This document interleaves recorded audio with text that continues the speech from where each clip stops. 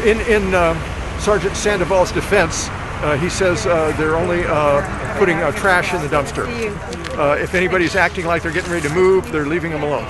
We've come out and we've contacted these individuals multiple times and we've explained to them what is happening and the decisions that were made and where the locations are that they are allowed to go.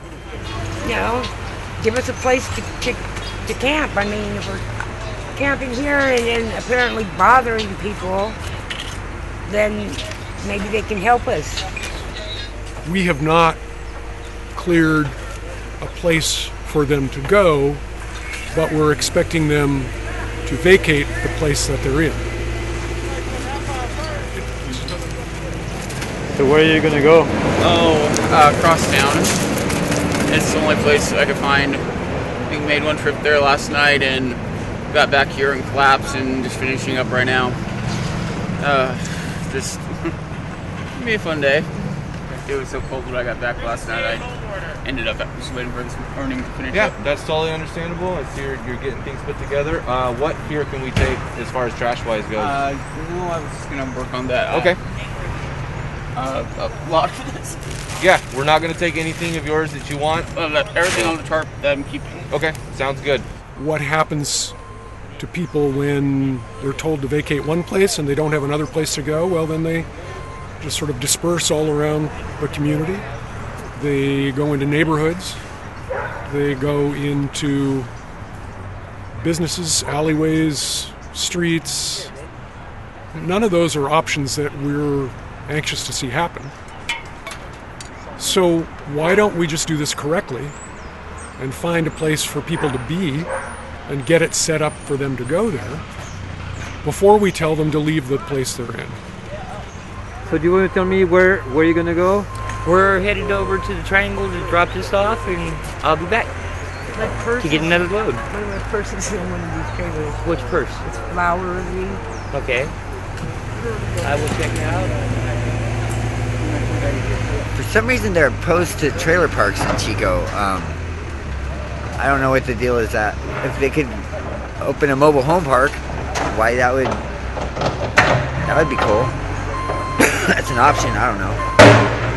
I mean, even that there could generate revenue for the city. You know, you could have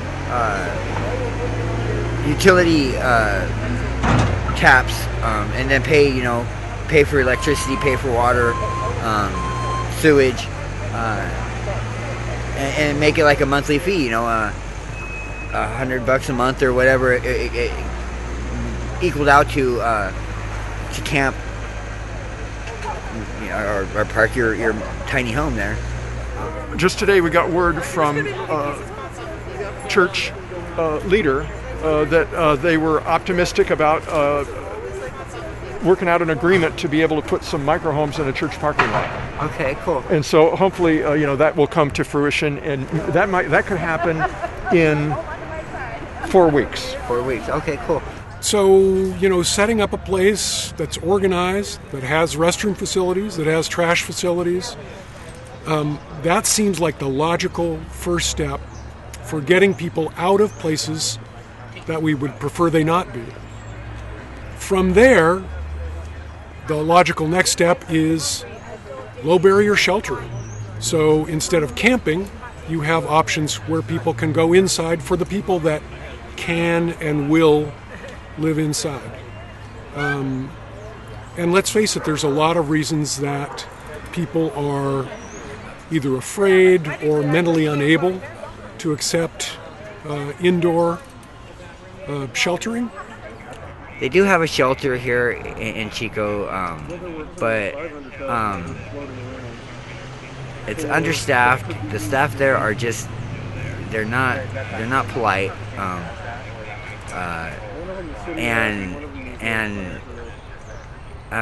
they're ridden with bed bugs constantly. All we're asking is give us a place where we can go, whether it be out by the fairgrounds as has been talked about or all the way out at the airport. Just somewhere where we're not constantly in fear of losing everything we own. I think that there is a fear at the city level, and I don't know which parts of the city staff are affected by that, but there's a fear of getting it wrong. So nobody wants to take the chance on any of these properties that have been proposed. And there's been plenty proposed. But every time one is brought up, it's poked through full of holes, and we end up doing nothing. The only reason we're here in this particular area right now is because Chico Parks and Rec and the homeless task force officer told us to come here. So we came here, and now they're telling us, oh, you can't camp in a park. And so all we're asking is give us a place where we can go. Coming here, I know, is not permanent, and I am scared that I'm going to get arrested. And I don't know. I don't know where to go. Their suggestion is don't have anything but a sleeping bag and a pillow, and you can sleep on the sidewalk. Don't block any wheelchair access or store doorways. Then when they see you sleeping on the sidewalk, they come, they kick you and tell you to get up. It doesn't make sense. I don't know where to go. And I really don't know what the solution could be besides having some place that people can afford to help us get back on our feet. As far as Chico Housing Action Team, we've experienced what happens when you house someone. It changes everything. No longer do they interact with the police. No longer they interact with the courts, the jail, the fire department, the paramedics. All of those agencies no longer have to deal with them because people are housed. Then the other side of that, even better, is they're now paying to live versus being on the street. We've met so many people on the street who have income. Many of them are working. Many of them are IHSS workers. Many of them go around picking up cans and bottles to recycle, keeping our streets cleaner in that respect. So we know that the people on the street, their desire, everyone we talk to, their desire is to live inside. We see the mess out here, but how do you avoid that? The only way to avoid that is to house someone, and we're not doing that in this community. We need to see the money, the resources, the staffing, but to do that, what we have to do is see the city, the county, and the state step up and realize housing is the ticket.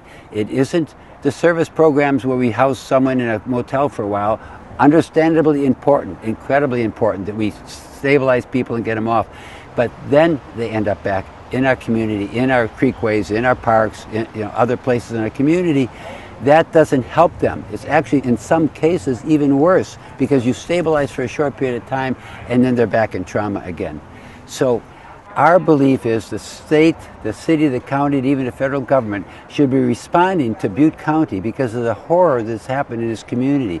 We had a first fire that burned out about 52,000 people, the second fire that burned out about 13,000 people, COVID-19, people hitting the streets because they can't afford to live, they've lost their jobs, and we don't have a comprehensive plan yet to deal with that trauma in our community. For us, housing is a ticket, and we're hoping to see these agencies step up to help agencies in the community, service providers in the community, start developing housing, truly permanent housing for the people in this community.